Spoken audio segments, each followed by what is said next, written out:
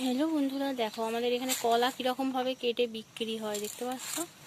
এইরকমভাবে এই যে কাটতে ছাড়াচ্ছে, এরকম করে এই লম্বা ডান্ডিটা থাকবে। এই যে বুঝতে পারছো, এইরকম করে আমাদের এখানে বিক্রি হয় কলা।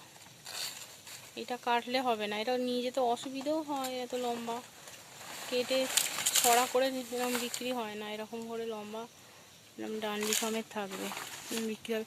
আচ্ছা, ওই কলাটা পারবে তো নাকি? ওই যে ওই কলাটাও তো ভেঙে গেছে। তা যাও, এটা পারবে, এটা কাটবে, এটাও কাটবে। ঠিক আছে বন্ধুরা, ভিডিওটি ভালো লেগে থাকলে লাইক, কমেন্ট, শেয়ার এবং সাবস্ক্রাইব করবে।